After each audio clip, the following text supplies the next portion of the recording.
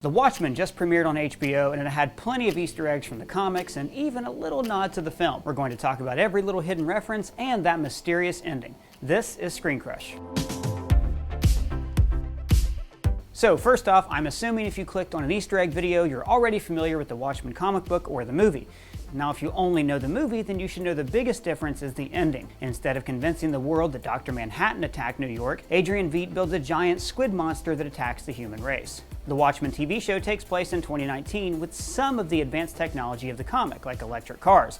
But also, people still use pagers, implying that they don't have the internet or smartphones. The show begins with a silent film depicting real-life Marshal Bass Reeves chasing down a corrupt sheriff. There's an obvious parallel here with another silent film, Birth of a Nation, which glorified lynch mobs and the Ku Klux Klan. The black hood that Reeves wears is very similar to the costume of Hooded Justice, the first vigilante in the Watchmen universe, who operated in the 1930s and 40s. Reeves tells the crowd that there will be no mob justice today, and this parallels both the episode and the Watchmen in general. All of the masked heroes in Watchmen are effectively part of mob justice because they exist outside the law. The Keene Act of the 1970s outlawed masked heroes. The villains of the show, the 7th Cavalry, are a modern-day organized lynch mob. They model themselves after Rorschach, the only hero to not obey the Keene Act. The opening scene takes place during the Tulsa Race Massacre in 1921, when white residents burned and bombed one of the most prosperous black communities in America, nicknamed Black Wall Street. This took place in a time when the Klan resurged in America and had national popularity, thanks in large part to the film Birth of a Nation. The opening story of parents saving a little boy by sending him away from danger is meant to parallel the origin of Superman, who was sent in a rocket to escape the explosion of Krypton. Both the boy and Kal-El end up in a field. Also, notice the baby he cares for is wrapped in an American flag blanket. In the original comics, Superman's cape is made from his baby blanket, which is also indestructible. So maybe the show is saying that the ideals of American institutions will protect them from violence like this in the future. Then we transition to modern-day Tulsa and notice that this guy's car runs on a battery. This was technology that Dr. Manhattan made possible in the 1960s in the comic book. There are even blimps and airships, just like in the Watchmen comic. In this scene, notice how there are so many safeguards against police brutality. This represents the political shift in the Watchmen universe following Veidt's victory. Richard Nixon was president for 20 years and the world became more right-wing. However, after the liberal Veidt ends the Cold War, more liberal policies suddenly take hold. As we'll see later, Robert Redford has been president for almost 20 years, after it was teased that he would run in the comic book. He puts liberal policies in place, including reparations paid toward African Americans, which one little boy called Redfordations. Even the map in the classroom shows a more liberal tendency. It's adjusted to scale, showing the actual mass of the southern continents, instead of placing Europe in the middle like more traditional maps. Then we meet Don Johnson's sheriff character, Judd. He's watching an all-black production of Oklahoma, which is important for several reasons. One, obviously the show takes place in Oklahoma, and Judd even played the lead role in high school. People will say we're in love. But also, the villain in Oklahoma is named Judd, a creepy farmhand who lusts after the heroin and sets people's barns on fire when they slide him. So this, along with that opening film, could be hinting that Judd is not the all-good white hat sheriff he appears to be. But more on that later. More importantly, Oklahoma is a show about American optimism and finally taming the West. This scene is from the finale of the musical, and it focuses on a couple lines in the song that hint at the black community's optimism in Redford's America.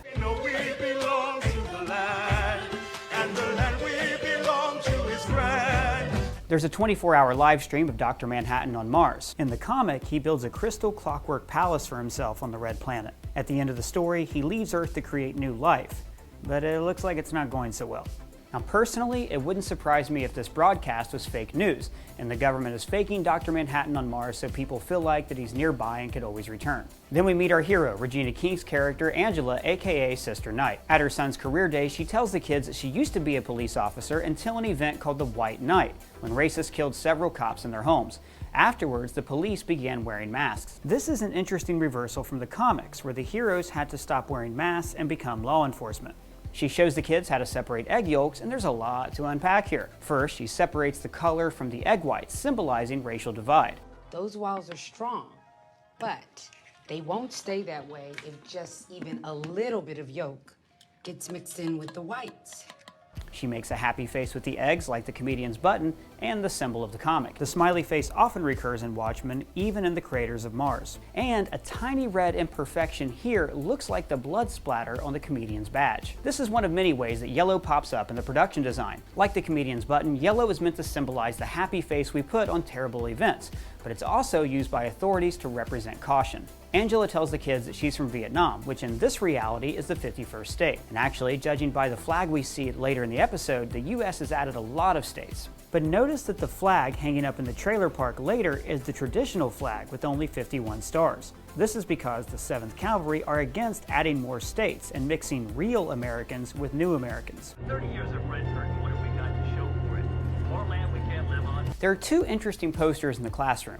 One shows Robert Redford as the current president. The other, the anatomy of a squid. As we'll see later in the next scene, several thousand tiny squids fall from the sky. Now this isn't explained, except that it's treated as something routine. There are even dedicated squid cleanup trucks like this one. This happens because, in the comic, Veidt fakes an alien invasion of a squid monster, and it's this invasion that ends the Cold War. So either he's continued to drop squids on people, or some government agency is continuing the ruse. As Angela walks to work, she passes by a dancing man with a "Future is Bright" sign, contrasting with Walter Kovacs's "The End is Near" sign from the comics. The bus has an advertisement for the TV show American Hero Story, which is mentioned throughout the episode. This is an alternate version of the show American Crime Story, but focuses on the Minutemen heroes from the 1940s. The theater she walks by, the Dreamland, is the same theater from the opening of the show. This newspaper has a few bits of information. One, that Adrian Veidt is declared dead, which to me says that he's been missing for years. This headline says KKK vandalism closes the Statue of Liberty. Now this is an interesting parallel to a newspaper from the opening scene,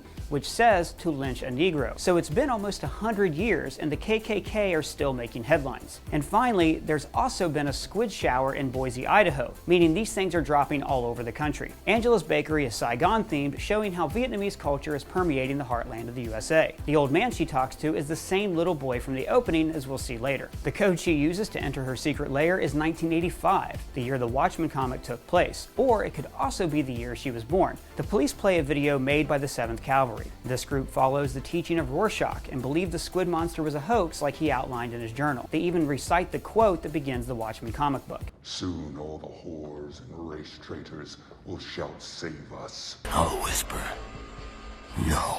They even say they won't compromise, just like one of Rorschach's last lines in the story. Never compromise. Not even in the face of Armageddon. Their namesake, the 7th Cavalry, served under General George Armstrong Custer. That's why the pager code we see is Little Bighorn. It's the battle where Custer died. This regiment wiped out a Cheyenne tribe by surrounding them in the middle of the night and then slaughtering them while they slept, which kind of outlines what the 7th Cavalry and the Watchmen are trying to do. While the world is kind of in a slumber and thinks they're safe, they're launching their secret plan. But their name also kind of comes from the more liberal Veidt, who said once in an interview, "I see the 20th century as a race between enlightenment and extinction. On the one hand, you have the 4 horsemen of the apocalypse, and in the other, the 7th Cavalry." The TikTok from the end of their speech is leaning into the Watchmen motif of clocks, specifically the doomsday clock that counts down to nuclear extinction. The meeting ends with the sheriff saying in Latin, Quis custodiet ipsos custodes? which means who watches the Watchmen. This is a piece of graffiti that pops up all over the comics. It also means that the people we hold in authority, like police or superheroes, can't be trusted, and they also need to be monitored by some outside force. Sister Night goes into a trailer park called Nixonville, complete with a statue of Tricky Dick. In the sheriff's office, she's drinking from an owl mug, a nod to the Watchmen hero Night Owl. Also, there's a copy of Under the Hood on Judd's desk. This is the autobiography of the original Night Owl, Hollis Mason. Tim Blake Nelson plays a cop named Looking Glass, who interrogates the suspect in what they call the cauldron. There's a few things to note in these images. One, that 9/11 never happened in this reality, and Richard Nixon is on Mount Rushmore. I also like that the mask looks like a Rorschach test, and he's gauging their reactions to images, also like a Rorschach test. This whole scene also seems like an homage to the brainwashing scene in the parallax view. When the cops raid the compound, we see the cavalry are removing old-fashioned watch batteries, maybe to build some kind of cancer bomb. In the comics, Veidt started a rumor that Dr. Manhattan was spreading cancer to his loved ones to drive him away from Earth. But also, removing the batteries means the watches will stop. This parallels John's watch, which stopped the moment he became Dr. Manhattan, which in turn referenced when clocks broke after the bombing of Hiroshima. In the compound, Angela sees a bank advertisement showing the hero dollar bill. Now, he wasn't really a hero, more of a spokesman, and he was killed when his cape was caught in a door and he was shot by crooks. Judd shoots down the enemy's plane with a ship modeled after Archie, Night Owl's airship from the comics. It even has a flamethrower. And also, this Archie ship is white, symbolizing the traditional good guys in westerns, like Judd's white hat. The cavalry also used cyanide capsules, similar to the one Veidt planted on his would-be assassin in Watchmen. Speaking of Veidt, that's probably who Jeremy Irons is playing, making him yet another actor from the DCEU to appear in a Watchmen property. He comes in riding on a pale horse, like the fourth horseman of the apocalypse, Death. Pale Horse is also a rock band playing at Madison Square Garden when the squid monster attacked. His probably robot servants have made him a cake to celebrate his anniversary, maybe the anniversary of the moment he averted nuclear war. Notice the cake is yellow and purple, the colors of Adrian's Ozymandias costume. The astrolabes decorating his house are also reminiscent of the globes Adrian uses in the final pages of The Watchmen. They give him a watch that he destroyed, symbolizing that his plans are once again in motion. Then, weirdly, they give him a horseshoe to cut a cake. Now, this could mean good luck, or because they're robots, they glitched out, and because he was just riding a horse, they gave him a horseshoe. What do you think the horseshoe symbolizes? Let me know in the comments below. What does it all mean, Basil? There's a helmet here that looks like a Spartan's helmet from the movie 300. This could be a nod to Zack Snyder, who directed both 300 and the Watchmen movie. Veidt tells them that he's written a play called The Watchmaker's Son, which is a reference to Dr. Manhattan. His father was a watchmaker who wanted John to study nuclear physics because his own profession was obsolete. From overhead, this table looks like a clock. Again, a visual appearing over and over in The Watchmen. The music playing in this scene is the song Unforgettable, which was the song that Veidt used to advertise his perfume Nostalgia in the comics. So now let's talk about the final moment of the episode and that cryptic ending. First, it's weird that Judd says he'll bring a police escort, and then he doesn't. Also, he's listening to right-wing radio. The news announced that Joe Keen's son, Joe Jr., is going to run for Senate against the quote, Sundancer-in-Chief, Robert Redford. This, of course, is a reference to Redford's role in the movie Butch Cassidy and the Sundance Kid. So then Judd's tires are blown out and he realizes that he's been ambushed. Angela gets a mysterious phone call. I know who you are. Then she arrives at the scene and finds the old man from earlier, who now we know from this note is the little boy from the first scene. Now there's a few potential twists here. One, at first we think he was ambushed by the 7th Cavalry. Then it turns out he was killed by the old man. You think I can lift 200 pounds? In the trailer for the next episode, the old man takes credit for the murder, but Angela doesn't believe him. Now there's a parallel here with the opening silent movie, when the corrupt white sheriff was captured by the black marshal. So that foreshadowing, coupled with the right-wing radio in the car, makes it seem like Judd was secretly part of the 7th Cavalry. Or maybe he's being framed. There could be another group, operated by Veidt, that's trying to set up another disaster, and this murder is just the catalyst. This parallels the original Watchmen comic. In the first issue, the mystery behind the murder of the comedian is what kicks off the whole story and ultimately reveals Adrian's master plan. And maybe, like the comedian, Judd lives a double life. Also, to really hit home how similar these characters are, a little bit of blood splatters on Judd's badge, just like on the comedian's smiley face. The last song is also from Oklahoma and gives the episode its title. But it's summer and we're running out of ice. The line, "It's summer and we're running out of ice," implies that racial tensions are reaching a high point, and there's no longer a way to keep the two sides cool. But what did you think of The Watchmen? Let me know in the comments below. And if it's your first time here, please subscribe. For Screen Crush, I'm Ryan Airy.